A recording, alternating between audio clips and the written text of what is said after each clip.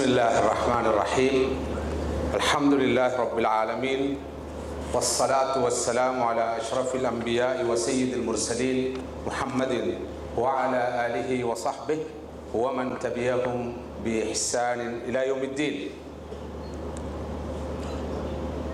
கட்டார் கேஸ் சென்டருடைய சார்பிலே ஒழுங்கு செய்யப்பட்டிருக்கின்ற இந்த நிகழ்வுக்கு தலைமை தாங்குகின்ற எனது அன்புக்கும் மதிப்புக்கும் உரிய சகோதரர் மௌலவி முனாஃப் அவர்களே, ஸ்ரீலங்கா நாட்டின் கட்டார் கௌரவ தூதுவராக பணியாற்றுகின்ற ஹிஸ் எக்ஸலன்சி விஜயஸ்ரீ பாதுக் அவர்களே, தூதராலயத்தின் கவுன்சிலராக கடமையாற்றுகின்ற கௌரவ தர்ம குலசிங்கம் அவர்களே, இங்கு வருகை தந்திருக்கின்ற எம்பசி ஸ்டாஃப் உறுப்பினர்களே, மரியாதைக்குரிய உலமாக்களே, இஸ்லாமிய சகோதரர்களே, சகோதரிகளே, அஸ்ஸலாமு அலைக்கும் வரஹ்மத்துல்லாஹி வபரகாத்துஹ். புனித ரமலானை பெறக்கூடிய காணக்கூடிய சந்தர்ப்பத்தையும் அதன் அருட்பேறுகளை அடையக்கூடிய வாய்ப்பையும் மீண்டும் ஒரு முறை நமக்கு தந்த அல்லாஹுவை நாம் ஆரம்பமாக புகழ்வோமாக. அல்ஹம்துலில்லாஹ் அல்ஹம்துலில்லாஹி அல்லதி ஹதானா லிஹாதா வமா குன்னா லினஹ்ததிய லௌலா அன் ஹதானல்லாஹ். மதிப்புக்குரிய சகோதரர்களே, சகோதரிகளே, ரமதான் எவ்வளவு முக்கியத்துவம் வாய்ந்த ஒரு பருவம் என்பதனை நன்கு உணர்ந்துள்ளவர்கள் நாங்கள். ரசூலுல்லாஹி ஸல்லல்லாஹு அலைஹி வஸல்லம் அவர்கள் ரஜப் மாதத்திலேயே ரமதானை எதிர்பார்த்திருப்பார்கள். அந்த ரமதானை அடையக்கூடிய வாய்ப்பு தனக்கு கிட்ட வேண்டும் என்று துஆ செய்வார்கள். அல்லாஹும்ம பாரிக் லனா ஃபீ ரஜப வ ஷஅபான் வ பல்லிக்னா ரமதான். ரஜப் மாதத்திலும் ஷாபான் மாதத்திலும் எங்களுக்கு பரக்கத் செய்து அருள்வாயாக, ரமதான் மாதத்தை பெற்றுக்கொள்ளக்கூடிய வாய்ப்பை எமக்கு தந்தருள்வாயாக என்று ஸல்லல்லாஹு அலைஹி வஸல்லம் அவர்கள் பிரார்த்திப்பார்கள். அந்த மகத்தான ரமதானை நானும் நீங்களும் பெற்றிருக்கிறோம். மூமின்களுடைய பருவ காலம், சீசன் ரமதான். பருவ காலத்திலே வியாபாரிகள் எப்படி வியாபாரத்தில் முனைப்போடு ஈடுபடுவார்கள் என்பதை நீங்கள் அறிவீர்கள். பண்டிகைகள், திருவிழாக்கள், பெருநாள் தினங்கள் வியாபாரிகளுடைய சீசனாக பருவ காலமாக இருக்கும். பருவ காலத்திலே வியாபாரிகள் இரவு பகல் பார்க்காமல், வேளா வேளைக்கு உண்ணாமல் பருகாமல் அதிகம் லாபம் பெறும் நோக்கோடு உழைப்பார்கள். ஓடி ஆடி உழைப்பார்கள். லாபம் பெற வேண்டும், பெரிய லாபம் பெற வேண்டும் என்பதற்காக. உலக வியாபாரிகள் இப்படி நடந்து கொள்வதை நாம் வருடா வருடம் பார்க்கிறோம். மறுமையுடைய வியாபாரிகள் அவர்களுடைய பருவகாலம் தான், சீசன் தான் ரமதான். உலக வியாபாரிகள் வியாபாரம் செய்து பெறக்கூடிய லாபம் அற்பமான நிலையற்ற பணம், காசு. மறுமையுடைய நிலையா நிரந்தரமான அந்த மறுமையுடைய வியாபாரிகள் தமது வியாபாரத்துக்கூடாக பெறக்கூடிய லாபம் அல்லாஹ்வுடைய அருள், அவனுடைய மன்னிப்பு, நரக விடுதலை, நிலையா நிரந்தரமான சுவனம். இந்த ரமலான் காலத்திலே ஒரு வானவர், ஒரு மலக்கு இப்படி அழைக்கிறார்: யா பாகியல் கைர் அக்பில் வ யா பாகியஷ் ஷர் அக்ஸிர். நன்மையை நாடுபவரே முன்னேறுவீராக, முன்னேறுவீராக, முண்டி அடித்துக்கொண்டு நன்மை செய்வீராக. தீமையை நாடுபவரே தீமை செய்வதை குறைத்துக் கொள்வீராக என்று ஒரு மலக்கு வானவர் ரமதானிலே சொல்கிறார் என்று ஹதீஸ்களிலே நாம் பார்க்கிறோம். மதிப்புக்குரிய சகோதரர்களே, சகோதரிகளே, அத்தகைய பெருமதி வாய்ந்த ஒரு காலத்திலே நானும் நீங்களும் வாழ்ந்து கொண்டிருக்கிறோம். சுவனலோகத்தின் வாயில்கள் திறக்கப்படும் மாதம், ஹைருடைய வாயில்கள் திறக்கப்படும் மாதம், நரகின் வாயில்கள் மூடப்படும் மாதம், ஷைத்தான்கள் விலங்கிடப்படும் மாதம், மூமின்கள் போட்டி போட்டுக்கொண்டு அமல் செய்கிற காலம் ரமதானுடைய காலம். அத்தகைய ஒரு காலத்தை நான் நீங்களும் பெற்றிருக்கிறோம். புனிதமான இஃப்தாரை முடித்துவிட்டு நிறைவு செய்துவிட்டு இங்கு இருக்கின்ற இந்த வேளையிலே நாம் கேட்கக்கூடிய பிரார்த்தனைகள் மிக பெருமதியானவை, துஆக்கள் மிக பெருமதி வாய்ந்தவை.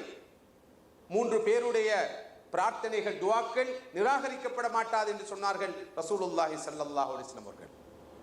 அவர்கள் ஒருவர் வஸ்ஸாயிமு ஹீன யுஃப்திர், ஒரு நோன்பாளி நோன்பு திறக்கின்ற நேரத்திலே, நோன்பு திறப்பதற்கு சற்று முன்னால், நோன்பு திறந்ததை தொடர்ந்து செய்கின்ற பிரார்த்தனையும் நிராகரிக்கப்பட மாட்டாது என்று சொன்னார்கள் ரசூலுல்லாஹி ஸல்லல்லாஹு அலைஹி வஸல்லம்.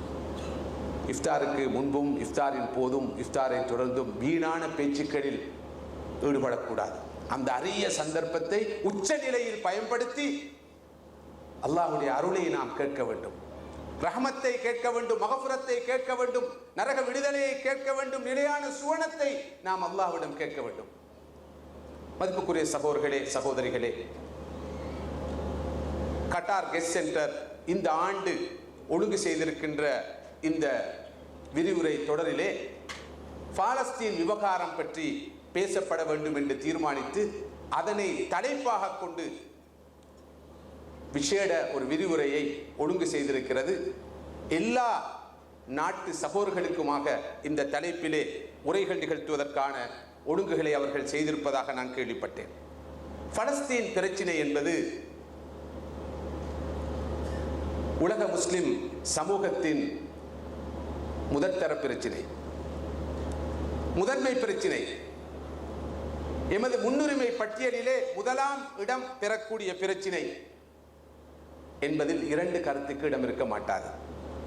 அதனை ஒரு அரசியல் விவகாரமாக பார்ப்பதை விட உலகளாவிய முஸ்லிம் சமூகம் 157 கோடி மக்கள் பலஸ்தீன் பிரச்சினையை ஒரு முஸ்லிம் சமூகத்தின் இருப்போடு சம்பந்தப்பட்ட மார்க்கத்தோடு தொடர்புடைய ஒரு பிரச்சனையாக பார்க்கிறார்கள், பார்க்க வேண்டும். அந்த வகையிலே பலஸ்தீன் விவகாரத்துக்கு அதிகூடிய முக்கியத்துவம் கொடுக்கும் ஒரு நாடு இந்த நாடு. இந்த நாட்டிலே பலஸ்தீன் விவகாரத்தை பற்றி பேசுவதற்கு கிடைத்த இந்த வாய்ப்பை நான் பெருமகிழ்ச்சி அடைகிறேன். இந்த நாட்டுடைய அமீர், இந்த நாட்டுடைய தலைவர் அண்மையில் காசாவுக்கு மனிதாபிமான உதவிகளை, நிவாரணப் பொருட்களை எடுத்துச் சென்ற முஸ்லிம் அல்லாத 700க்கும் மேற்பட்ட மனித உரிமை ஆர்வலர்களும் மனிதாபிமானிகளையும் ஏற்றிச் சென்ற அந்த சுதந்திர கப்பலை சர்வதேச நீர்ப்பரப்பில் இருக்கின்ற நிலையில் இஸ்ரேல் இராணுவம் சர்வதேச சட்டங்களை மீறி காட்டுமிராண்டித்தனமாக தாக்கியதன் விளைவாக பலர் உயிரிழந்தார்கள், ஷஹீதானார்கள். இதனை உலகமே பார்த்து கொண்டிருந்தது. எவ்வளவு பெரிய ஒரு கொடுமை, எவ்வளவு பெரிய ஒரு அத்துமீறல், ஒரு அநியாயம், ஒரு அக்கிரமம். இதனைத்தான் பயங்கரவாதம் என்று உண்மையில் வர்ணிக்க வேண்டும். சர்வதேச சட்டங்கள் காற்றில் பறக்க விடப்படுகின்றன. ஒரு சமுதாயம் 15 லட்சத்துக்கும் மேற்பட்ட ஒரு சமூகத்தை கடந்த பல வருடங்களாக ஒரு திறந்த சிறையில் வைத்து அவர்கள் வதைத்துக் கொண்டிருக்கிறார்கள். பசியில் போட்டு, தாகத்தில் போட்டு கொலை செய்து கொண்டிருக்கிறார்கள்.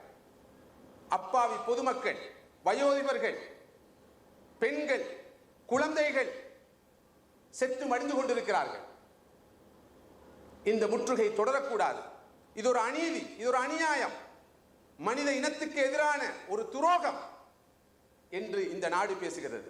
இந்த நாட்டுடைய தலைவர் பேசுகிறார். இதனால் பாதிக்கப்பட்ட, இறுதியாக சென்ற அந்த கப்பலிலே சென்று கொலை செய்யப்பட்ட அந்த தியாகிகளுக்கு அனுதாபம் தெரிவிக்கும் முகமாக இந்த நாட்டுடைய தலைவர்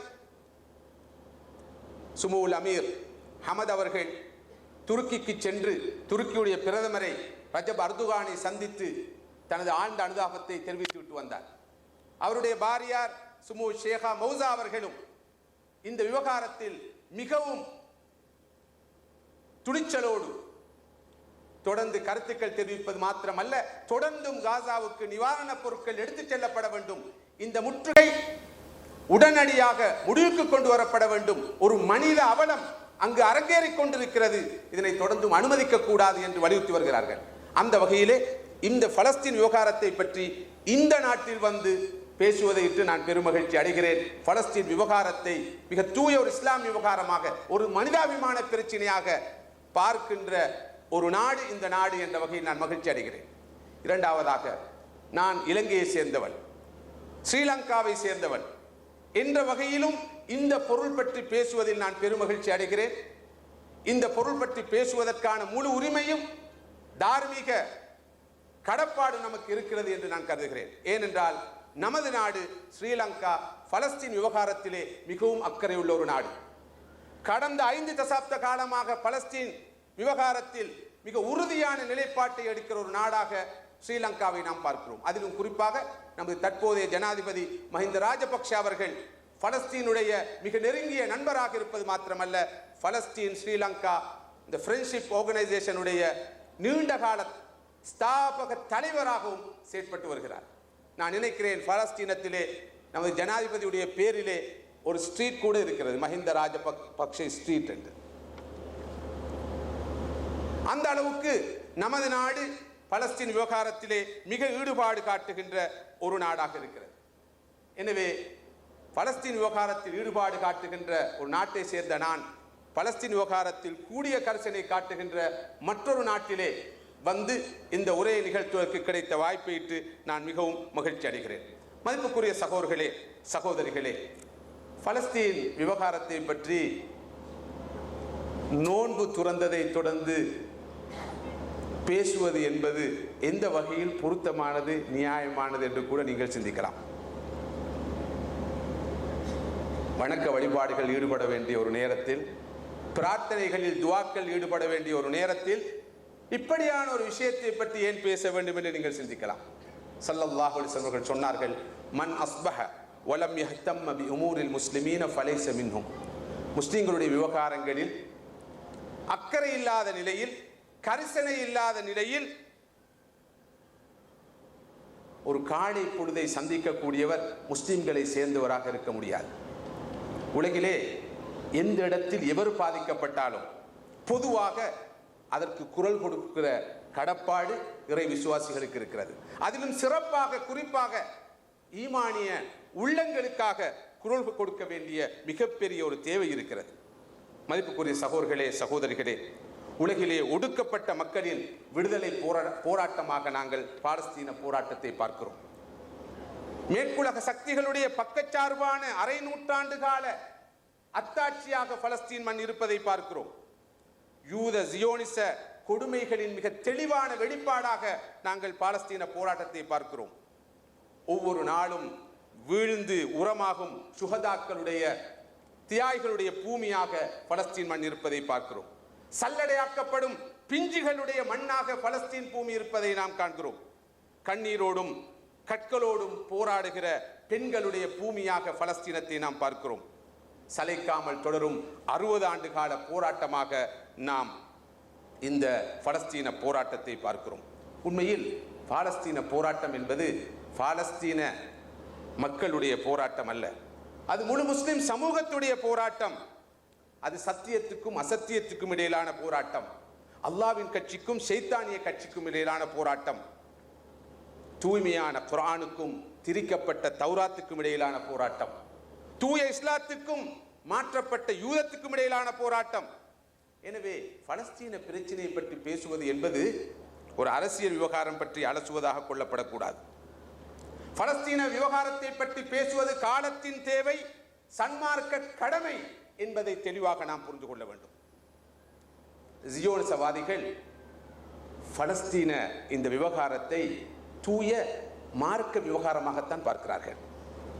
அவர்கள் யூத மதத்தின் பெயரால் தான் போராடுகிறார்கள். ஏன் இஸ்லாத்தின் பெயரால் முஸ்லிம்கள் போராடக்கூடாது? அவர்கள் தௌராத்தை உயர்த்தி போராடுகிறார்கள். ஏன் முஸ்லிம்கள் அல் குர்ஆனை உயர்த்தி போராடக்கூடாது? அவர்கள் தல்மூத் என்கிறார்கள். ஏன் நாம் சஹீஹுல் புகாரி, சஹீஹ் முஸ்லிம் என்று சொல்லக்கூடாது?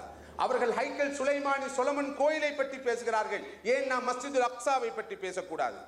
அவர்கள் சனிக்கிழமையை முன்னிறுத்தி போராடுகிறார்கள். ஏன் நாங்கள் ஜும்மாவுடைய நாளை வெள்ளிக்கிழமையை முன்னிறுத்தி போராடக்கூடாது? மதிப்புக்குரிய சகோதரர்களே, சகோதரிகளே, புனித மஸ்ஜிதுல் அக்ஸாவை தகர்த்து அந்த இடத்திலே சொலமன் கோயில் கட்டப்பட வேண்டும் என்று அவர்கள் சொல்கிறார்கள். இது அனுமதிக்கப்படத்தக்கதா? நிலையான இஸ்லாம் மாற்றப்பட்ட யூத மதத்தினால் பெற்றுக் கொள்ளப்பட முடியுமா? திரிக்கப்பட்ட தௌராத், பாதுகாக்கப்பட்ட குர்ஆனை வெற்றி கொள்ள முடியுமா? அசத்தியம் சத்தியத்தை வெற்றி கொள்ள முடியுமா என்பதை சிந்தித்து பாருங்கள். இஸ்ராயேல் என்ற பெயரே மார்க்க பின்புலத்தை கொண்டது. நபி யாக்கூப் அலைஹிஸ்ஸலாம் அவர்களுடைய பெயராகத்தான் இஸ்ராயேல் என்ற பெயர் இருக்கிறது. அந்த பெயரைத்தான் அவர்கள் அந்த நாட்டுக்கு பெயராக சூட்டி இருக்கிறார்கள். யூதர்கள் மதத்தின் பெயரால் போராடினால் அது தீவிரவாதம் அல்ல, அது பயங்கரவாதம் அல்ல, அது மதவெறி அல்ல.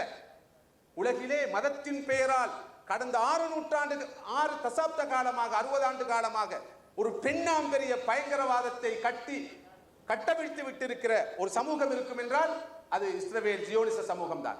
ஏன் இதை பார்த்து பயங்கரவாதம் என்று சொல்கிறார்கள்? இல்லை, கடந்த 60 வருட காலமாக எல்லா சர்வதேச சட்டங்களும் துச்சமாக மதிக்கப்பட்டு அனைத்து சட்டங்களும் மீறப்பட்டு முழு மனித சமுதாயம் பார்த்து கொண்டிருக்கிறது. ஆனால் அவர்களை கேட்பார் இல்லை, பார்ப்பார் இல்லை, கண்டிப்பார் இல்லை, தண்டிப்பார் இல்லை. குற்றம் இழைக்க குற்றவாளிகள் அநீதிக்குட்பட்டவர்களை குற்றவாளி கூண்டில் வைத்து விசாரித்துக் கொண்டிருக்கிற அநீதி இன்று நடந்து கொண்டிருக்கிறது. உண்மையில் துரதிர்ஷ்டவசமாக ஜியோனிசவாதிகளுக்கும் முஸ்லிம்களுக்கு இடையிலான பகைமை மிக நீண்டது. வலதஜிதன்ன அஷத்த நாஸி அதாவத்தன் லில்லதீன ஆமனு வல் யஹூத், ஈமான் கொண்டவர்களுக்கு மிகப்பெரிய பகைவர்களாக யூதர்கள் இருப்பார்கள் என்ற கருத்தை அல் குர்ஆன் சொல்வதை நாம் பார்க்கிறோம். நீங்கள் யூதர்களோடு போராடுவீர்கள், இறுதியில் நீங்கள் அவர்களை மிகைப்பீர்கள். எந்த அளவுக்கு என்றால், ஒரு யூதன் ஒரு கல்லுக்கு பின்னால், ஒரு மரத்துக்கு பின்னால் இருப்பான். கல்லும் மரமும் கூட அவனுக்கு எதிராக பேசும். யா முஸ்லிம் யா அப்துல்லா ஹாதா யஹூதியுன் கல்ஃபி ஃபதஆல ஃபக்துல்ஹு, ஓ முஸ்லிமே, அப்துல்லாவே, எனக்கு பின்னால் ஒரு யஹூதி இருக்கிறான், அவனை பிடித்து கொலை செய்து விடு என்று சொல்லும் என்று சஹீல் புகாரி சஹீஹ் முஸ்லிமிலே வருகிற ஹதீஸை நாம் பார்க்கிறோம். யா முஸ்லிம் யா அப்துல்லா, ஓ முஸ்லிமே, ஓ அல்லாஹ்வுடைய அடியானே என்றுதான் கல்லும் மரமும் பேசுமே தவிர, ஓ அரபியே, ஓ பலஸ்தீனனே, ஓ எகிப்தியனே, ஓ சிரியனே என்று விழித்து அந்த மரமும் அந்த கல்லும் பேசும் என்று ஸல்லல்லாஹு அலைஹி வஸல்லம் அவர்கள் சொல்லவில்லை. இந்த உம்மத்திலே ஒரு கூட்டம் இந்த தீனிலே நிலைத்திருக்கும், எதிரிகளோடு போராடி கொண்டிருக்கும், எவராலும் அவர்களுக்கு எந்த தீங்கும் செய்ய முடியாது.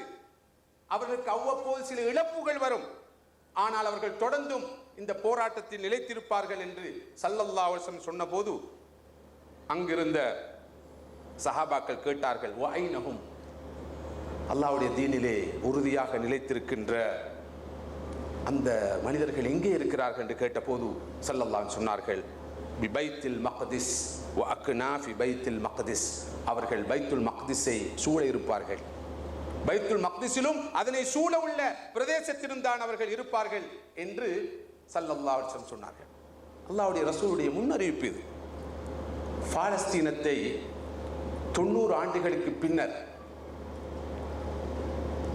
அந்நியர்களின் கையில் காணப்பட்ட பாலஸ்தீன் பூமியை 90 ஆண்டுகளுக்கு பின்னர் விடுதலை செய்தவர் யார்? சலாஹுதீன் அய்யூபி. சலாஹுதீன் அய்யூபி ஒரு பலஸ்தீன நாட்டை சேர்ந்தவர் அல்ல, அவர் ஒரு அரபி அல்ல, அவர் ஒரு அஜமி குருதி. ஏன் அவர் இந்த பணியை செய்தார்? இதனை மார்க்க பணியாக அவர் கருதினார், அதனால் செய்தார். பலஸ்தீன மண்ணை விடுவிக்க வேண்டும் என்பதற்கு முன்னோடியாக அமைந்தவர்கள் யார்? ரசூலுல்லாஹி ஸல்லல்லாஹு அலைஹி வஸல்லம் அவர்கள். உசாமாவுடைய படையை ஸல்லல்லாஹு அலைஹி வஸல்லம் அவர்கள் அதற்கென்று தயார்படுத்தி அனுப்பினார்கள். தொடர்ந்து பலஸ்தீன மண்ணை விடுதலை செய்தவர்கள் யார்? உமர் இப்னு கத்தாப் ரலியல்லாஹு அன்ஹு அவர்கள். தொடர்ந்து உமையாக்களும் அப்பாசியரும் பாலஸ்தீன மண்ணை பேணி பாதுகாத்து வந்தார்கள். 1948ஆம் ஆண்டு 1948ஆம் ஆண்டு இஸ்ரவேல் என்ற அந்த சட்டபூர்வமற்ற அரசு அல்லது நாடு பிரகடனப்படுத்தப்பட்டதை நாம் பார்க்கிறோம். மதிப்புக்குரிய சகோதரர்களே, சகோதரிகளே, பாலஸ்தீன மண் ஏன் பாதுகாக்கப்பட வேண்டும்? பாலஸ்தீன மண் இஸ்லாத்துடைய பூமி, அது முஸ்லிம்களுக்கு சொந்தமானது, அது எல்லா நபிமார்களுடைய பூமி. எல்லா இறை தூதர்களுடைய தீர்க்கதரிசிகளுடைய பூமி. அல்லாஹ் சொல்கிறான், உலகில் தோன்றிய எல்லா இறை தூதர்களும் நபிமார்களும் ரசூல்மார்களும் இஸ்லாம் என்ற இந்த மார்க்கத்தை தான் போதித்தார்கள். வஸா பிஹா இப்ராஹீமு பனீஹி வ யாக்கூப் யா பனி இன்னல்லாஹ் அஸ்தஃபா லகுமுத்தீன் ஃபலா தமூதுன்ன இல்லா வ அன்தும் முஸ்லிமூன். நபி இப்ராஹிம் அலைஹிஸ்ஸலாம் அவர்கள் தனது குழந்தைகளுக்கு சொன்னார்கள், நபி யாக்கூப் அலைஹிஸ்ஸலாம் அவர்கள் தனது குழந்தைகளை விழித்து சொன்னார்கள், அல்லாஹ் உங்களுக்கு இந்த தீனை தெரிவு செய்திருக்கிறான், நீங்கள் முஸ்லிம்களாக வாழ்ந்து முஸ்லிம்களாக மரணிக்க வேண்டும் என்று விரும்புகிறான் என்று சொன்னார்கள். அவர்களும் அதற்கு பதில் சொன்னார்கள், நஅபுது இலாஹக வ இலாஹ ஆபாயிக இப்ராஹீம வ இஸ்மாஈல வ இஸ்ஹாக் இலாஹன் வாஹிதன் வ நஹ்னு லஹு முஸ்லிமூன். இப்ராஹிம் அலைஹிஸ்ஸலாம் அவர்கள் மா கான இப்ராஹீமு யஹூதியன் வலா நஸ்ரானியன் வலாக்கின் கான ஹனீஃபன் முஸ்லிமா. நபி இப்ராஹிம் அலைஹிஸ்ஸலாம் அவர்கள் யஹூதியாகவோ நஸ்ரானியாகவோ இருக்கவில்லை, அவர்கள் தூய முஸ்லிமாக இருந்தார்கள். வமா கான் மினல் முஷ்ரிக்கீன், அவர்கள் முஷ்ரிக்கா இருக்கவில்லை என்று சொல்கிறது. நபி நூஹ் அலைஹிஸ்ஸலாம் அவர்கள் என்ன சொன்னார்கள் என்று குர்ஆன் சொல்கிறது, உமிர்து அன் அகூன மினல் முஸ்லிமீன், நான் ஒரு முஸ்லிமாக இருக்க வேண்டும் என்று அல்லாஹ்வினால் ஏவப்பட்டிருக்கிறேன் என்று சொன்னார்கள். நபி மூசா அலைஹிஸ்ஸலாம் அவர்கள், யூதர்கள் தங்களுடைய நபி என்று சொல்கிற அந்த மோசஸ், அந்த மூசா அவர்களை பற்றி குர்ஆன் சொல்கிறது. அவர்கள் என்ன சொன்னார்கள், யா கௌம் இன் குன்தும் ஆமன்தும் பில்லாஹ் ஃபஅலைஹி தவக்கலு இன் குன்தும் முஸ்லிமீன். என சமுதாயத்தவர்களே, நீங்கள் அல்லாஹ்வை ஈமான் கொண்டவர்களாக இருந்தால் அவன் மீது நம்பிக்கை வைத்து நீங்கள் முஸ்லிம்களாக இருங்கள் என்று சொன்னார்கள். இந்த இறைத்தூதர்களுடைய வரிசையில் இறுதியாக வந்தவர்கள் தான் முஹம்மது ரசூலுல்லாஹி ஸல்லல்லாஹு அலைஹி வஸல்லம் அவர்கள். அவர்கள் புதிதாக தோன்றிய ஒரு இறைத்தூதர் அல்ல. இந்த எல்லா இறைத்தூதர்களுடைய வரிசையிலும் இறுதியாக வந்தவர்கள், இந்த எல்லா இறைத்தூதர்களுடைய வாரிசாக வந்தவர்கள் பலஸ்தீன மண், எல்லா நபிமார்கள் ரசூல்மார்களுடைய பூமி. அது பேணி பாதுகாக்கப்பட வேண்டும். அது யூதர்களுக்குள்ள பூமி அல்ல, அது நபி ஈசா ஜீசஸுடைய பூமி, நபி மூசா மோசஸுடைய பூமி, ரசூலுல்லாஹி ஸல்லல்லாஹு அலைஹி வஸல்லம் அவருடைய பூமி, அனைவருக்கும் சொந்தமான பூமி. அதனை ஆக்கிரமிப்பதற்கு அனுமதிக்க முடியாது. பாலஸ்தீன மண்ணிலே எத்தனை இறை தூதர்கள் பிறந்தார்கள், இன்னும் எத்தனை இறை தூதர்களுக்கு நுபுவத் கிடைத்தது, எத்தனை இறை தூதர்கள் நபிமார்கள் ரசூல்மார்கள் அந்த மண்ணுக்கு ஹிஜ்ரத் செய்தார்கள், எத்தனை இறை தூதர்கள் நபிமார்கள் அந்த மண்ணிலே ஆட்சி செய்தார்கள். இப்ராஹிம் அலைஹிஸ்ஸலாம், லூத் அலைஹிஸ்ஸலாம், மூசா அலைஹிஸ்ஸலாம், ஈசா அலைஹிஸ்ஸலாம், இவர்கள் அனைவரோடும் சம்பந்தப்பட்ட பூமியாக அந்த பாலஸ்தீன மண் இருக்கிறது. அனைத்துக்கும் மேலாக ரசூலுல்லாஹி ஸல்லல்லாஹு அலைஹி வஸல்லம் அவர்களுடைய இஸ்ராவுடைய பூமி அது. முதலாவது கிபிலா அமைந்திருக்கிற இடம் இந்த பாலஸ்தீன மண்ணை பற்றி அல் குர்ஆன் பேசுகிறது. அல் அர்துல் முகத்தஸா, தூய பூமி என்று அல்லாஹ் பாலஸ்தீன மண்ணை வர்ணிக்கிறான். மூசா அலைஹிஸ்ஸலாம் அவர்கள் வருவதற்கு முன்பே பாலஸ்தீன பூமி அர்துல் முகத்தஸாவாக இருந்தது என்று குர்ஆன் சொல்கிறது. மூசா அலைஹிஸ்ஸலாம் அவர்கள் பனு இஸ்ராயல்களோடு பாலஸ்தீனத்துக்கு போகிறார்கள். போய் என்ன சொல்கிறார்கள் என்று குர்ஆன் சொல்கிறது, யா கௌம் உத்குலுல் அர்தல் முகத்தஸத அல்லதி கதபல்லாஹு லக்கும். அல்லாஹ் உங்களுக்கு நீங்கள் செல்ல வேண்டும் என்று விதித்த அந்த அல் அர்துல் முகத்தஸா, அந்த தூய பூமிக்கு நீங்கள் செல்லுங்கள் என்று நபி மூசா அலைஹிஸ்ஸலாம் அவர்கள் சொன்னார்கள். அங்கு நுழையுங்கள் என்று சொன்னார்கள். எனவே மூசா அலைஹிஸ்ஸலாம் அவர்களுக்கு முன்பே பாலஸ்தீன மண் தூய பூமியாக இருந்தது என்பதை புரிந்து கொள்ள வேண்டும். அல் அர்துல் முபாரக்கா, அருள் பாலிக்கப்பட்ட பூமி என்று அல்லாஹ் பாலஸ்தீன மண்ணை வர்ணிக்கிறார். வனஜ்ஜைனாஹு வலூத்தன் இலல் அர்தில்லதி பாரக்னா ஃபீஹா லில் ஆலமீன். முழுமனித சமுதாயத்துக்கும் நாம் பரக்கத்தாக அமைத்த பூமி என்று அல்லாஹ் சொல்கிறார். சுப்ஹான் அல்லதி யஸ்ரா பி அப்திஹி லைலம் மினல் மஸ்ஜிதில் ஹராம் இலல் மஸ்ஜிதில் அக்ஸா அல்லதி பாரக்னா ஹவ்லஹு. நாங்கள் பரக்கத் செய்த பூமி என்று இஸ்ராவை பற்றி பேசுகிற போது அல்லாஹ் பாலஸ்தீன மண்ணை சொல்வதை பார்க்கிறோம். ஸல்லல்லாஹு அலைஹி வஸல்லம் அவர்கள் சொன்னார்கள், மூமின்கள் மூன்றே இடங்களுக்கு தான் புனித பயணம் மேற்கொள்ள முடியும். முதலாவது மஸ்ஜித் ஹாதா, மஸ்ஜிது நபவி. இரண்டாவது அல் மஸ்ஜிதுல் ஹராம், கஅபத்துல்லாஹ் அமைந்திருக்கிற இடம். மூன்றாவது அல் மஸ்ஜிதுல் அக்ஸா, பைத்துல் மக்திஸ். இந்த 3 இடங்களும் தான் முஸ்லிம்கள் புனித பயணம் மேற்கொள்வதற்கு உரிய இடங்கள் என்று ஸல்லல்லாஹு அலைஹி வஸல்லம் சொன்னார்கள். மைமூனா ரலியல்லாஹு அன்ஹா அவர்கள் சொல்கிறார்கள், நான் நபி ஸல்லல்லாஹு அலைஹி வஸல்லம் அவரிடம் பைத்துல் மக்திஸை பற்றி கேட்டேன். அவர்கள் சொன்னார்கள், பைத்துல் மக்திஸ் என்பது அர்துல் மன்ஷர் வல் மஅஷர், அது தொடர்ந்து போராட்டம் நடக்கும் பூமியாக இருக்கும். அந்த பூமிக்கு நீங்கள் செல்லுங்கள், மஸ்ஜிதுல் அக்ஸாவுக்கு சென்று அங்கு நீங்கள் தொழ வேண்டும், அங்கு நீங்கள் ஒரு ரக்காத் தொழுவது ஏனைய பள்ளிவாசல்களில் 1000 ரக்காத்துகள் தொழுவதை விட மேலானதாகும். இவ்வாறு ஸல்லல்லாஹு அலைஹி வஸல்லம் சொன்ன போது மைமூனா ரலியல்லாஹு அன்ஹா அவர்கள் சொன்னார்கள், அல்லாஹ்வுடைய ரசூலே, பலஸ்தீன மண்ணுக்கு மஸ்ஜிதுல் அக்ஸாவுக்கு செல்ல முடியாத நிலையில் ஒருவர் இருந்தால் அவர் என்ன செய்யலாம்? அதற்கு நபி அவர்கள் சொன்னார்கள், மஸ்ஜிதுல் அக்ஸாவுக்காக ஒரு விளக்கை ஏற்றுவதற்கு தேவையான எண்ணெயை அனுப்பி வைக்கட்டும். யார் மஸ்ஜிதுல் அக்ஸாவுக்கு ஒரு விளக்கை ஏற்றி வைக்க தேவையான அளவு எண்ணெய் அனுப்பி வைக்கிறாரோ அவர் அந்த மஸ்ஜிதுல் அக்ஸாவிலே தொழுதவருக்கு சமமாவார் என்று சொன்னார்கள். நபி அவர்களால் முன்னறிப்பு செய்யப்பட்ட விஷயம் அது. அர்துல் மன்ஷர் வல் மஹ்ஷர். அங்கு தொடர்ந்து போராட்டம் நடந்து கொண்டே இருக்கும்.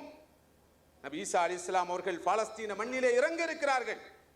அவர்களை தஜ்ஜால் எதிர்கொள்ள இருக்கிறான். அந்த தஜ்ஜாலை பாலஸ்தீன மண்ணில் வைத்துத்தான் நபி ஈசா அலைஹிஸ்ஸலாம் அவர்கள் கொலை செய்வார்கள் என்று தெளிவான ஆதாரபூர்வமான ஹதீசுகள் வந்திருப்பதை நாம் பார்க்கிறோம். சகோதரர்களே, சகோதரிகளே, யார் இந்த ஜியோனிசவாதிகள்? அல் மக்தூபி அலைஹிம், அல்லாஹ்வின் கோபத்துக்கும் சாபத்துக்கும் உட்பட்டவர்கள் என்று வர்ணிக்கப்பட்டவர்கள். பல நபிமார்களை கொலை செய்தவர்கள். யஹ்யா அலைஹிஸ்ஸலாத்து வஸ்ஸலாம் அவர்களை கொலை செய்தவர்கள் இவர்கள். ஜக்கரியா அலைஹிஸ்ஸலாத்து வஸ்ஸலாம் அவர்களை கொலை செய்தவர்கள் இவர்கள். நபிமார்கள் ரசூல்மார்களை மாத்திரமல்ல, அவர்களுடைய சீடர்களை, தோழர்களை கொலை செய்தவர்கள் இவர்கள். நபி ஈசா அலைஹிஸ்ஸலாம் அவர்களை, ஜீசஸை கொலை செய்வதற்கு முயற்சி செய்தவர்கள் இவர்கள். ரசூலுல்லாஹி ஸல்லல்லாஹு அலைஹி வஸல்லம் அவர்களை கொலை செய்ய முயற்சித்தவர்கள் இவர்கள். எப்போதும் கொலை வெறியோடு செயற்படுகிற ஒரு கூட்டமாகத்தான் இவர்கள் இருந்து வந்திருக்கிறார்கள். உலகத்திலே நடக்கின்ற எல்லா சதி முயற்சிகளுக்கு பின்னால் இவர்கள் இருக்கிறார்கள் என்பது வெள்ளிடை மலை. وَضُرِبَتْ عَلَيْهِمُ الذِّلَّةُ وَالْمَسْكَنَةُ وَبَاءُوا بِغَضَبٍ مِّنَ اللَّهِ. எனவேதான் அல்லாஹ் சொல்கிறான், இதன் காரணமாக அவர்களுக்கு இழிவு, அவமானம், கேவலம் ஏற்பட்டது. அல்லாஹ்வுடைய கோபத்துக்கும் சாபத்துக்கும் அவர்கள் உட்பட்டவர்களாக மாறிவிட்டார்கள். காரணம் என்ன? கானு யக்ஃபுரூன பிஆயாத்தில்லாஹ், அல்லாஹ்வுடைய வசனங்களை அவர்கள் பொய்ப்பிக்கிறார்கள். வயக்துலூன நபியீன பிகைரில் ஹக், அநியாயம் இல்லாமல் இறை தூதர்களை அவர்கள் கொலை செய்கிறார்கள். அல்லாஹ்வுக்கு இந்த வகையில் மாறு செய்கிறார்கள். அத்துமீறி வரம்பு மீறி நடந்து கொள்கிறார்கள். இவர்கள் எல்லா காலங்களிலும் மகா சதிகாரர்களாக இருந்திருப்பதை பார்க்கிறோம். மதீனத்து அரசை கவிழ்ப்பதற்காக முயற்சி செய்தார்கள். உஸ்மான் ரலியல்லாஹு அன்ஹுடைய கொலைக்கு பின்னால் இவர்கள் இருந்தார்கள். ஹிலாபத்துடைய வீழ்ச்சிக்கு காரணமாக இருந்தார்கள். உலகிலே நாசகார எத்தனையோ அமைப்புகளை, இயக்கங்களை உருவாக்கியவர்களும் இவர்கள் தான். இன்றைய உலகின் அரசியல் பொருளாதார பிரச்சனைகளுக்கு பின்னால் இருப்பவர்களும் இந்த ஜியோனிசவாதிகள் என்பதிலே 2 கருத்துக்கு இடம் இருக்க மாட்டாது. பாலஸ்தீன மண்ணிலே கடந்த 6 தசாப்த காலமாக, 60 ஆண்டு காலமாக அவர்கள் அரங்கேற்றிக் கொண்டிருக்கின்ற பயங்கர கொலைகளை இங்கே நாம் நினைத்து பார்க்க வேண்டும். ஷப்ரா, ஷாத்தில்லா, அந்த பயங்கர படுகொலையை நினைத்து பாருங்கள். லெபனானில் நடந்த பயங்கர படுகொலைகள் நினைத்து பாருங்கள். பலஸ்தீன் போராளிகளுடைய முக்கியமான தலைவர்களை எப்படி தேடி தேடி கொலை செய்கிறார் என்று பாருங்கள். இறுதியாக எமிரேட்ஸுக்கு போயிருந்த ஒரு பலஸ்தீன ஒரு தலைவரை கூட உலக சட்டங்களை மதிக்காமல், ஒரு நாட்டுடைய சட்ட ஒழுங்குகளை கூட மதிக்காமல் மிக பயங்கரமாக அந்த பலஸ்தீன தலைவரை அவர்கள் எப்படி படுகொலை செய்தார்கள், உலகின் நாலா பக்கங்களில் இருந்தும் வந்து படுகொலை செய்தார்கள் என்பதை பார்க்கிறோம். உலகம் இவற்றையெல்லாம் பார்த்து கொண்டிருக்கிறது. அல் ஹரமுல் இப்ராஹிமில் நடந்த படுகொலையை நினைத்து பாருங்கள். தொடர்ந்து பாலஸ்தீன மக்கள் எப்படியெல்லாம் மிக பயங்கரமாக அழிக்கப்பட்டு வருகிறார்கள் என்பதை பார்க்கிறோம். கடந்த சில ஆண்டுகளாக காசாவிலே அரங்கேற்றப்பட்டு வருகின்ற அந்த அவல நிலையை நினைத்து பாருங்கள். இமாம் ஷாஃபி ரஹ்மத்துல்லாஹி அவர்கள் பிறந்த பூமி காசாவுடைய மண். இமாம் இப்னு ஹஜர் அல் அஸ்கலானி ரஹ்மத்துல்லாஹி அவர்களோடு சம்பந்தப்பட்ட பூமி காசாவுடைய பூமி. ஸல்லல்லாஹு அலைஹி வஸல்லம் அவர்களால் முன்னறிப்பு செய்யப்பட்ட பூமி அந்த காசாவுடைய பூமி. தொடர்ந்தேர்ச்சியாக நிராயுத பாணிகளாக இருக்கின்ற, சிவிலியன்ஸ்களாக இருக்கின்ற அந்த மக்களை அவர்கள் தாக்கிக் கொண்டே இருக்கிறார்கள். பயங்கரமாக தாக்கிக் கொண்டிருக்கிறார்கள். எப்போதும் யுத்தம் என்பது சமபலமுள்ள 2 சாரார் செய்வதுதான் யுத்தம். நிராயுத பாணிகள் அல்லது மிக குறைந்த தற்காப்புக்கான ஆயுதங்களை வைத்திருப்பவர்கள் ஒரு பக்கம் இருக்கிற போது, முழு உலகினதும் ஆயுதங்களை வைத்துக் கொண்டு யுத்தம் என்ற பெயரிலே படுகொலையில் ஈடுபடுவது இவ்வளவு பயங்கரமானது என்பதை நாம் சிந்தித்து பார்க்க வேண்டும். கடந்த சில ஆண்டுகளாக பலஸ்தீன மக்கள், குறிப்பாக காசா எப்படி தனிமைப்படுத்தப்பட்டிருக்கின்ற என்பதை பார்க்கிறோம். எல்லைகளை எல்லாம் மூடி அந்த மக்களுக்கு பட்டினி சாவை உருவாக்கி இருக்கிறார்கள். எந்த எல்லையும் திறக்கப்பட முடியாது. எந்த ஒரு உதவி பொருளும் அவர்களின் போய் சேரக்கூடாது. நாலா பக்கங்களாலும் தாக்குகிறார்கள். சில போது கடல் மார்க்கமாக தாக்குகிறார்கள், சில போது வான் மார்க்கமாக தாக்குகிறார்கள், சில போது தரை மார்க்கமாக போய் தாக்குகிறார்கள். நினைத்ததை எல்லாம் செய்கிறார்கள். உலகம் இதனை பார்த்துக் கொண்டிருக்கிறது. எங்கே மனித உரிமைகள் பேணப்படுகின்றன? எங்கு ஜனநாயகம்? எங்கு மனித உரிமை சாசனம்? எங்கு ஐக்கிய நாடு சபையுடைய ஒழுங்குகள்? அனைத்து மீறப்படுகிற ஒரு நிலையை நாம் பார்க்கிறோம். மூர்க்கத்தனமான தாக்குதல் ஈடுபட்டுக் கொண்டிருக்கிறது. நேற்றும் தாக்குதல் நடாத்தியது, முந்த நாளும் தாக்குதல் நடாத்துகிறது. தாக்குதல் நடத்தவில்லை என்றால் மாத்திரம்தான் நாம் சிந்திக்க வேண்டும், இஸ்ரேல் ஏதோ புதிய ஒரு நிலைப்பாட்டை எடுத்திருக்கிறதோ என்று. அந்த மக்களுக்கு எரிபொருள் போக முடியாது, தடை. மின்சாரம் துண்டிக்கப்பட்டிருக்கிறது. கர்ப்பிணி பெண்களுக்கு, சிறார்களுக்கு, குழந்தைகளுக்கு மருந்துகள் எதுவும் இல்லை. கடந்த காசா தாக்குதலின் போது சுமார் 21 நாட்கள் யாரை கொண்டார்கள்? போராளிகளையா கொலை செய்தார்கள்? உலகமே பார்த்துக் கொண்டிருந்தது. கொலை செய்ததெல்லாம் அப்பாவி குழந்தைகளை, சிறுவர்களை, பெண்களை, வயோதிபர்களை. வீதி ஓரத்திலே விளையாடி கொண்டிருந்த எத்தனை சிறார்கள் உயிரிழந்தார்கள். வேலைக்கு சென்று கொண்டிருந்த தந்தையும் மகனும் ஏக காலத்தில் உயிரிழந்தார்கள். வீட்டுக்குள் இருந்த தாயும் குழந்தையும் உயிரிழந்தார்கள். மாதா மாதம் அவர்களுடைய படுகொலை பட்டியல் நமக்கு வெளிவந்த வந்தம் இருப்பதை நாம் பார்க்கிறோம். காசாவிலே இருந்து லட்சக்கணக்கான அகதிகள் வெளியேறிக் கொண்டிருக்கிறார்கள். ஒரு பக்கம் பயங்கரமான வறுமை. 66% வறுமை கோட்டு கீழ் இருக்கிறார்கள். 50% அதிகமானவர்களுக்கு தொழில் இல்லை. குடிப்பதற்கு குடிநீர் கிடையாது. ஏனென்றால் பாலஸ்தீனத்துக்கு வர வேண்டிய தண்ணீரிலே 89% தண்ணீர் இஸ்ரேலுடைய கட்டுப்பாட்டின் கீழ் இருக்கிறது. 11% தான் பாலஸ்தீனருடைய கட்டுப்பாட்டில் இருக்கிறது.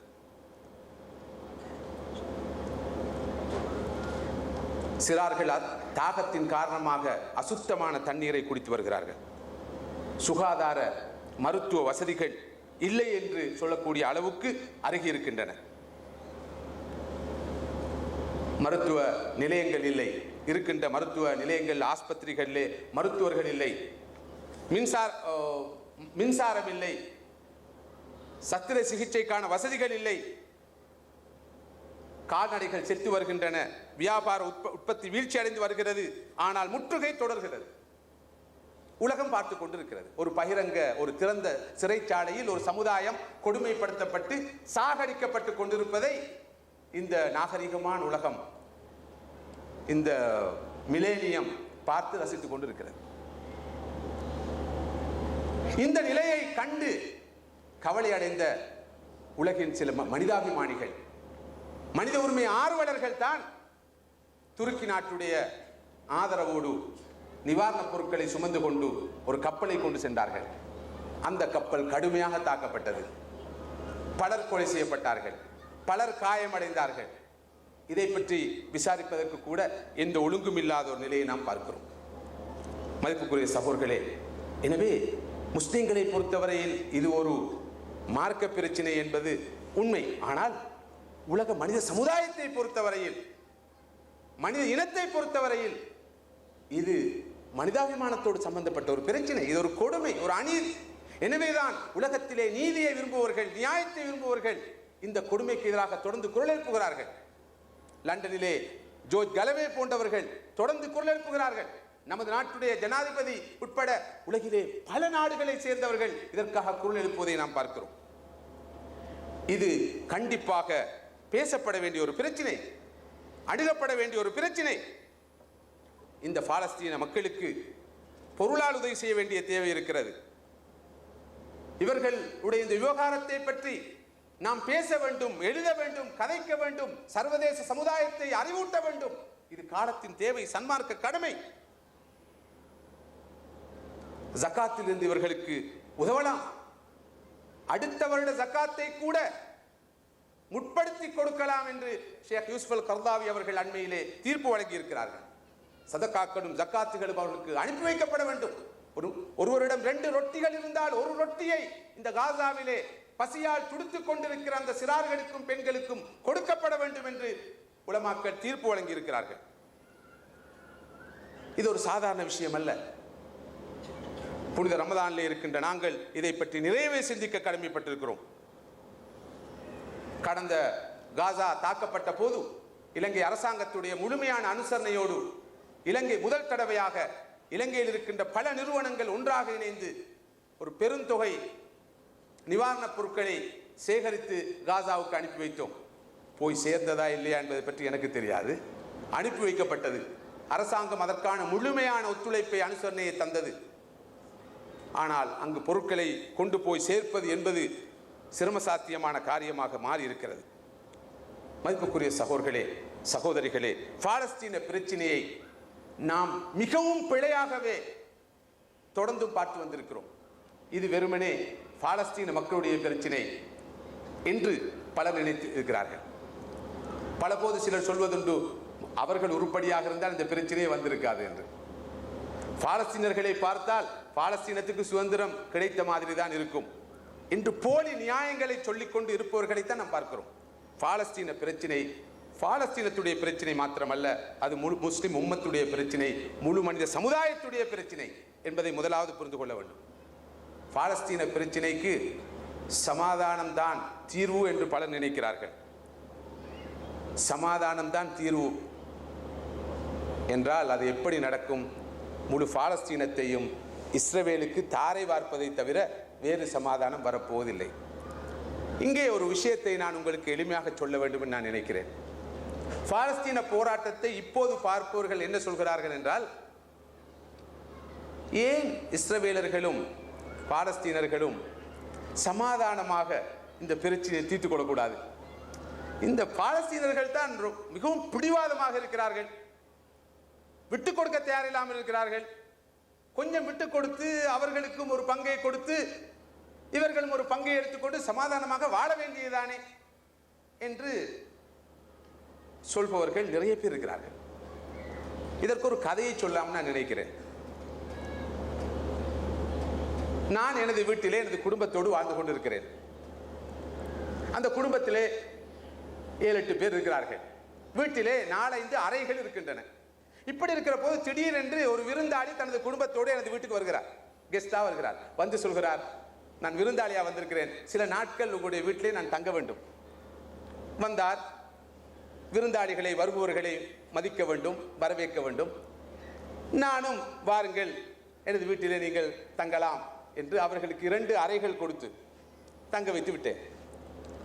1 நாள், 2 நாள், 3 நாள், விருந்தும் மருந்தும் 3 நாட்கள். ஆனால் வந்த விருந்தாளியும் அவரது குடும்பமும் நகர்வதாக தெரியவில்லை. அப்படியே இருக்கிறார்கள். வாரங்கள் மாதங்களாக போகின்றன. இப்போது அவர்கள் தமக்கு அந்த வீட்டிலே கொடுக்கப்பட்ட 2 அறைகள் போதா என்று 3ஆம் அறையையும் கேட்கிறார்கள். முடியாது என்று சொன்ன போது அவர்கள் பலவந்தமாக அதனை கைப்பற்றுகிறார்கள். இப்படி அந்த வீட்டை ஆக்கிரமித்து இப்போது வீட்டின் சொந்தக்காரனான நானும் எனது குடும்பமும் அந்த வீட்டிலே சமையலறைக்கு பக்கத்திலே இருக்கிற ஸ்டோரிலே அடைபட்டிருக்கிறோம். இப்போது எந்த நாளும் பிரச்சனை. நானும் எனது குடும்பமும் வெளியேறு என்று சொல்கிறோம். அவர்கள் வெளியேற முடியாது என்று சொல்கிறார்கள். இப்படி சண்டை முற்றுகிறது.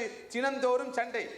சொந்தக்காரனான நானும் எனது குடும்பமும் வெளியேறுமாறு சொல்ல, இடையில் வந்த விருந்தாளிகளோ வெளியேற மாட்டோம் என்று சொல்வது மாத்திரமல்ல, வீட்டின் முக்காவாசி பகுதியை இப்போது ஆக்கிரமித்துக் கொண்டிருக்கிறார்கள்.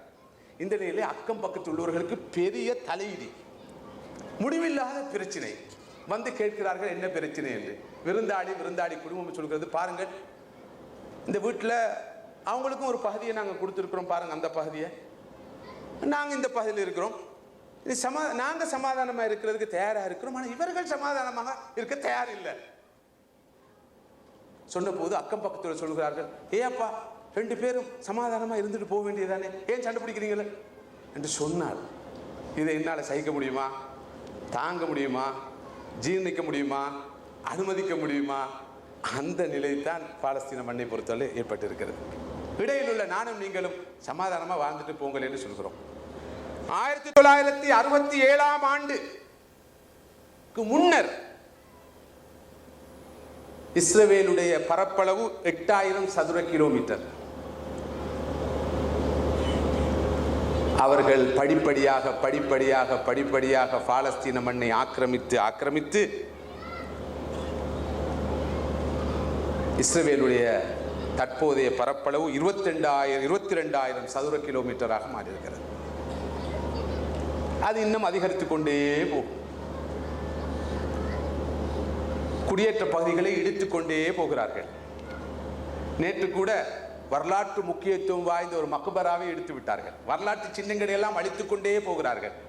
மஸ்ஜிதுல் அக்ஸாவிலே அவ்வப்போது வெடிகுண்டுகளை வைத்து மஸ்ஜிதுல் அக்ஸாவுடைய அத்திவாரத்தை தகர்த்து கொண்டே இருக்கிறார்கள். கட்டமாக மஸ்ஜிதுல் அக்ஸா தகர்க்கப்பட்டு இடிக்கப்பட்டு அது வீழ்த்தப்பட்டு அவர்களுடைய அந்த வணக்கஸ்தலம் கட்டப்பட வேண்டும் என்பதில் மிக உறுதியாக அவர்கள் இருக்கிறார்கள். மதிப்புக்குரிய சகோதரர்களே, சகோதரிகளே, இதுதான் பாலஸ்தீன பிரச்சனையுடைய உண்மையான நிலை. இஸ்ரவேல் தோற்கடிக்கப்பட முடியாத ஒரு சக்தி என்ற ஒரு மனப்பதிவு எல்லோருக்கும் இருக்கிறது. அதனை யாராலும் தோற்கடிக்க முடியாது. கடந்த 6 தசாப்த காலமாக இன்திஃபாதா என்ற பெயரிலே வெறும் கற்களால் தான் அவர்களுக்கு எதிர்ப்பு தெரிவிக்கப்பட்டு வருகிறது. பொதுமக்களுடைய எழுச்சியை தான் அங்கு நாம் பார்க்கிறோம். மதிப்புக்குரிய சகோதரர்களே, இந்த இஸ்ரவேலை தோற்கடிக்க முடியாது என்று நாம் சொல்வதாக இருந்தால் ரசூலுல்லாஹி ஸல்லல்லாஹு அலைஹி வஸல்லம் உடைய ஹதீஸுகளை எல்லாம் நாம் பொய்ப்பிப்பதாக போய்விடும்.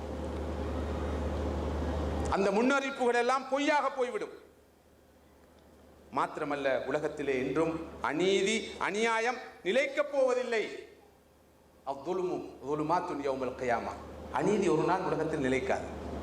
நீதி உலகத்தில் என்றோ ஒரு நாள் நிலைநாட்டப்படும். இந்த அடிப்படையான விதி பொய்ப்பிக்கப்பட்டுவிடும். உலகிலே யூதர்களுடைய எண்ணிக்கை எவ்வளவு? 14 மில்லியன் பேர் தான் யூதர்கள் இருக்கிறார்கள். 14 மில்லியன். உலக முஸ்லிம் சனத்தொகை எவ்வளவு? 157 கோடி. ஒவ்வொரு முஸ்லிமுக்கும் குறைந்தபட்சம், ஒவ்வொரு யூதனுக்கும் குறைந்தபட்சம் 100 முஸ்லிம்கள் இருக்கிறார்கள். நாங்கள் பார்வையாளர்களாக இருக்கிறோம், அவர்கள் போராளிகளாக இருக்கிறார்கள். அதுதான் வித்தியாசம்.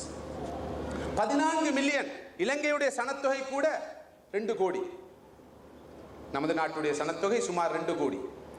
ஆனா உலக யூதர்களுடைய சனத்தொகை 14 மில்லியன் தான்.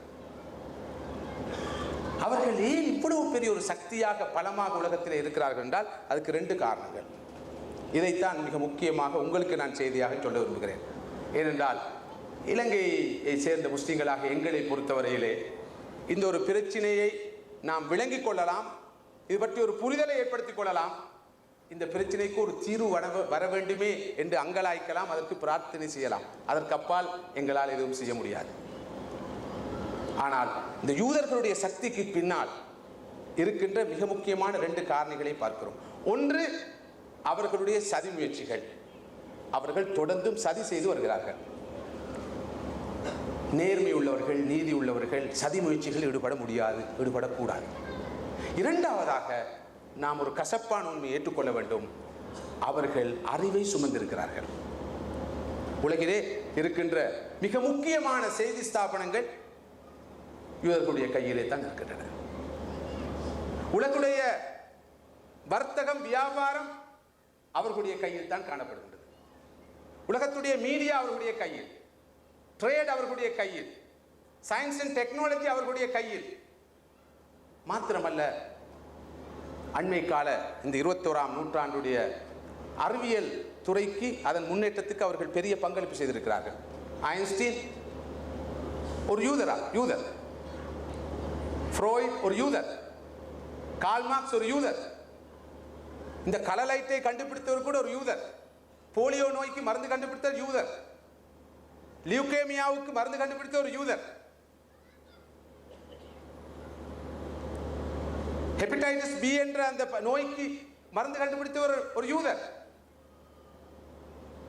எல்லா துறைகளிலும் பிற்பட்ட கால இந்த அண்மை கால உலகின் முன்னேற்றத்துக்கு அவர்கள் மிகப்பெரிய பங்களிப்பு செய்திருக்கிறார்கள். அதன் காரணத்தினால் அவர்கள் எண்ணிக்கையில் குறைந்தவர்களாக இருந்தாலும் ஒரு சக்தியாக விளங்குகிறார்கள்.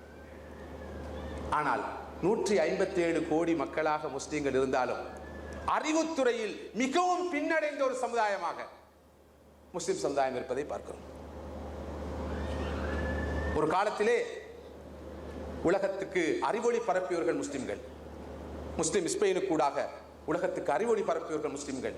இன்றைய மேற்குலகுடைய அறிவியல் முன்னேற்றத்துக்கு முன்னோடிகளாக இருந்தவர்கள் முஸ்லிம்கள்.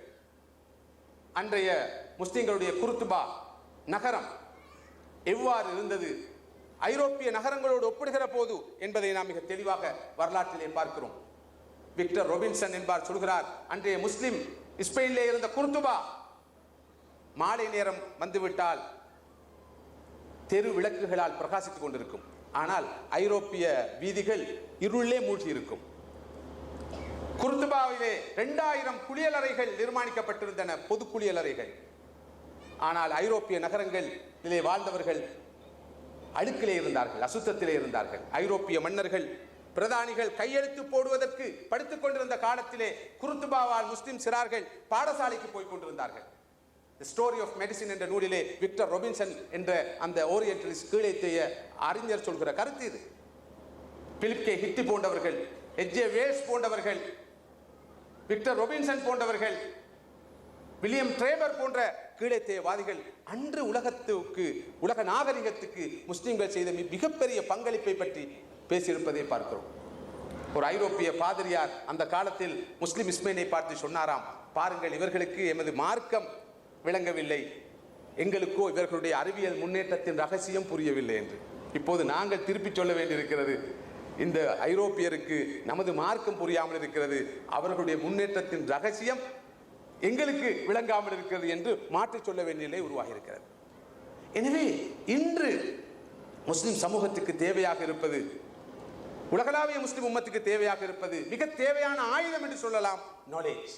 ஏனென்றால் இது நாலேஜ் பேஸ் ஈரா. நாலேஜ் ஒர்க்கர்ஸ் தான் இன்று உலகத்துடைய ஜான்பவான்கள். நமக்கு அறிவு தேவை, நமக்கு கல்வி தேவை. இந்த ஒரு அம்சத்தை பற்றித்தான் எங்களுக்கு மத்தியிலே விழிப்புணர்வு கொண்டு வர வேண்டிய தேவையும் அவசியம் இருக்கிறது நான் நினைக்கிறேன். இலங்கை போன்ற ஒரு நாட்டிலே வாழுகிற சிறுபான்மை ஒரு சமூகம் என்ற வகையிலே இந்த பாலஸ்தீன பிரச்சனையை பொறுத்தவரையில் எமது நிலைப்பாடு எதுவாக இருக்க முடியும் என்று நாம் சிந்திக்க வேண்டும். உண்மையில் எங்களை பொறுத்தவரையிலே இந்த பிரச்சனைக்கு ஒரு நல்ல தீர்வு வர வேண்டும் என்பதற்காக யாரெல்லாம் உழைக்கிறார்களோ, உலகிலே இருக்கிற சர்வதேச ஸ்தாபனங்கள், மனித உரிமை மன்றங்கள், நாடுகள், அரச தலைவர்கள், இவர்களுக்கு எமது ஒத்துழைப்பை நாம் வழங்கலாம். இரண்டாவதாக, நமது மார்க்கம் வலியுறுத்துகிற நாம் கொண்டிருக்கிற மிகப்பெரிய ஆயுதம் தான், அனைத்து ஆயுதங்களை விட பலமான ஆயுதம் தான் துஆ என்ற ஆயுதம். அத்துஆ சிலாஹுல் முஃமின். பிரார்த்தனை தான் ஒரு மூமினுடைய மிகப்பெரிய ஆயுதம் என்று சொன்னார்கள் ஸல்லல்லாஹு அலைஹி வஸல்லம் அவர்கள். எனவே ரமலான் போன்ற மிக புனிதமான இந்த ஒரு காலத்திலே நாம் இந்த பாலஸ்தீன மக்களுடைய விடிவுக்காக பிரார்த்திக்க கடமைப்பட்டிருக்கிறோம். அவர்களுக்கு அவசரமான ஒரு விடுதலை கிடைக்க வேண்டும் என்று துஆ செய்ய கடமைப்பட்டிருக்கிறோம். எமது கியாமுல் லைலிலே, எமது தராவிஹிலே, எமது தொழுகைகளை தொடர்ந்து எங்களுடைய இஃப்தாருடைய வேளையிலெல்லாம் இந்த மக்களுக்காக நாம் பிரார்த்திக்க வேண்டும். இவர்களுக்காக மாத்திரமல்ல, உலகில் எங்கெல்லாம் பாதிக்கப்பட்ட மக்கள் இருக்கிறார்களோ, அவர்கள் முஸ்லிம்களாக இருக்கட்டும், முஸ்லிம் அல்லாதவர்களாக இருக்கட்டும், அநீதிக்குட்பட்ட மக்கள் இருக்கிறார்களோ, இவர்களுக்காக பிரார்த்திக்கின்ற ஆன்மீக தார்மீக கடப்பாடு ஒரு இறை விசுவாசிக்கு முஸ்லிமுக்கு இருக்கிறது. அந்த வகையிலே நாம் பிரார்த்திக்க கடமைப்பட்டிருக்கிறோம். பாருங்கள், இலங்கையிலே கடந்த பல தசாப்த காலமாக ஒரு பயங்கரமான கோர யுத்தம் நடைபெற்றுக் கொண்டிருந்தது. அந்த யுத்தத்தினால் எவ்வளவு உயிர்கள் இழக்கப்பட்டன, நமது நாட்டு மக்கள் எவ்வளவு தூரம் அதனால் பாதிக்கப்பட்டார்கள். இப்போது நமது நாட்டிலே சமாதானம் வளர்ந்திருக்கிறது. இந்த சமாதானம் எல்லா மக்களுக்கும் கிடைக்க வேண்டும். குறிப்பாக இந்த யுத்தத்தினால் பாதிக்கப்பட்ட மக்கள் நிவாரணம் பெற வேண்டும். அவர்கள் தமிழர்களாக இருக்கலாம், முஸ்லிம்களாக இருக்கலாம், சிங்களவர்களாக இருக்கலாம்.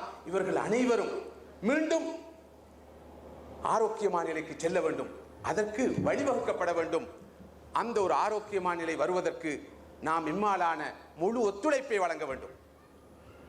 இப்போது பாருங்கள், பாகிஸ்தானிலே சுமார் 2 கோடி மக்கள், 20 மில்லியன் பீப்பிள் இந்த வெள்ளத்தின் காரணமாக ஃப்ளட் விக்டிம்ஸாக மாறி இருப்பதை பார்க்கிறோம். மிகவும் கஷ்டமான 2 கோடி மக்கள் என்றால் இலங்கையுடைய சனத்தொகை இவ்வளவு பெரிய ஒரு அவலம். இதை பற்றியெல்லாம் நாம் சிந்திக்க வேண்டும், கவலைப்பட வேண்டும், எங்களால் ஆன உதவிகளை நாம் செய்ய வேண்டும். பாகிஸ்தான் நாட்டுடைய இந்த அவல நிலையை பார்த்து இப்போது உலகம் சற்று குறைவாகத்தான் இயங்க ஆரம்பித்திருக்கிறது. என்றால் பாகிஸ்தான் ஒரு சர்ச்சைக்குரிய நாடு என்ற காரணத்தினால் அங்கு நிவாரண உதவிகளை கொண்டு போவதில் கூட அரசியல் நிலைமை உருவாகி இருப்பது போல் தெரிகிறது. ஆனால் நான் நினைக்கிறேன் நமது நாடு அந்த வகையில் பாராட்டப்படக்கூடியது. மிக அவசரமாகவே நமது நாடு ஒரு மருத்துவ குழுவை, ஒரு மெடிக்கல் டீமை ஸ்ரீலங்காவில் இருந்து பாகிஸ்தானுக்கு நான் நினைக்கிறேன் சில நாட்களுக்கு முன்னால் அனுப்பியதை நாம் பார்க்கிறோம். எங்களால் முடியுமான உதவிகளை செய்கிறோம். எனவே மதிப்புக்குரிய சகோதரர்களே, சகோதரிகளே, பாலஸ்தீன் விவகாரம் உட்பட உலகின் மனிதாபிமானத்தோடு சம்பந்தப்பட்ட எல்லா விவகாரங்களிலும் நமக்கு அக்கறை வேண்டும். எம்மை போன்ற சாதாரண மக்களால் எதுவும் பெருசாக சாதித்து விட முடியாது. ஆனால் உலகிலே ஒரு நிம்மதியான, ஒரு அமைதியான ஒரு நிலை உருவாவதற்கு நாம் நம்மாலான முழுமையான பங்களிப்பை செய்ய கடமைப்பட்டிருக்கிறோம். இஸ்லாம் என்ற பதமே சாந்தி, சமாதானம் என்ற பொருளை தருகிறது. சலாம் என்ற சொல்லிருந்துதான் இஸ்லாம் என்ற சொல் பிறந்தது. முழு உலகத்துக்கும் சாந்தி, சமாதானம் உருவாக வேண்டும் என்பது இஸ்லாத்துடைய மிகப்பெரிய செய்தி, மெசேஜ். எனவேதான் யாரை சந்தித்தாலும் அஸ்ஸலாமு அலைக்கும், பீஸ் பி அப்பான் யூ, உங்களுக்கு சமாதானம் உண்டாகட்டும், சாந்தி ஏற்படட்டும் என்று நாம் சொல்கிறோம். எமது தூதுவர் கூட தனது பேச்சிலே அஸ்ஸலாமு அலைக்கும் என்று சொல்லிதான் தனது உரையை ஆரம்பித்தார். இன்று உலகத்துக்கு தேவை அதுதான். பாலஸ்தீனத்துக்கும் தேவை, முழு உலகத்துக்கும் இன்று தேவைப்படுவது சாந்தி, சமாதானம். ஈராக் நாட்டிலிருந்து இப்போது அமெரிக்க படை கட்டம் கட்டமாக வாபஸ் பெற ஆரம்பித்திருக்கிறது.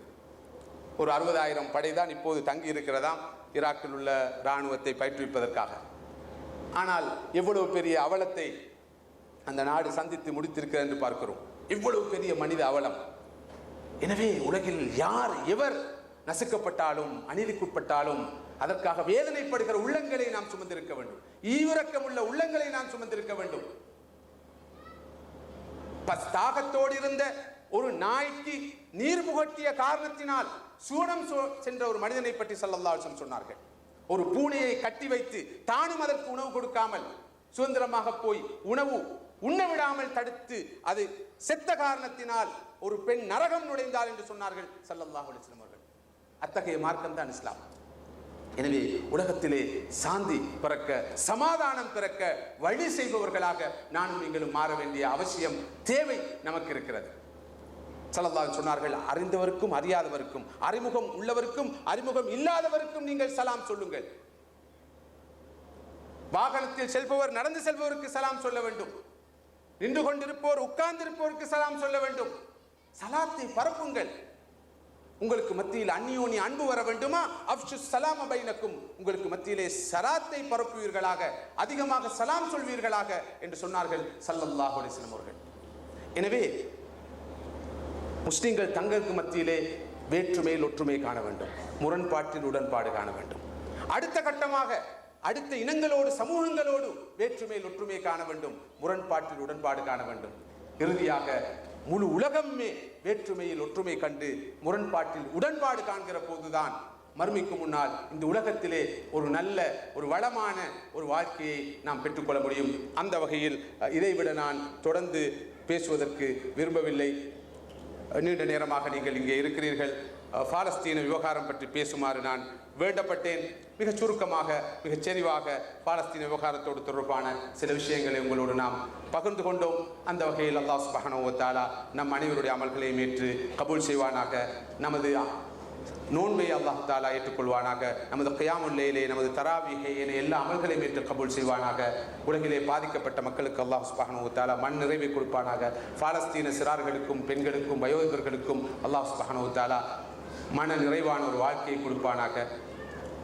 اللهم لا تدع لنا ذنبا الا غفرته ولا هما الا فرجته ولا دينا الا قضيته ولا حاجه من حوائج الدنيا الا قضا الا قضيتها يا رب العالمين. وصلى الله وسلم على خير خلق سيدنا محمد وعلى اله وصحبه اجمعين. سبحان ربك رب العزه عما يصفون وسلام على المرسلين والحمد لله رب العالمين.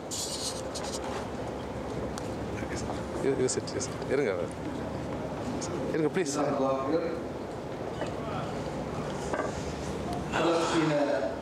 உங்களோட பொறுமையாக சோதிச்சிட்டேன். செல்வம் செவிச்செல்வம் அச்செல்வம் செல்வத்துடன் தான் தலை. திருக்குறள் தானே.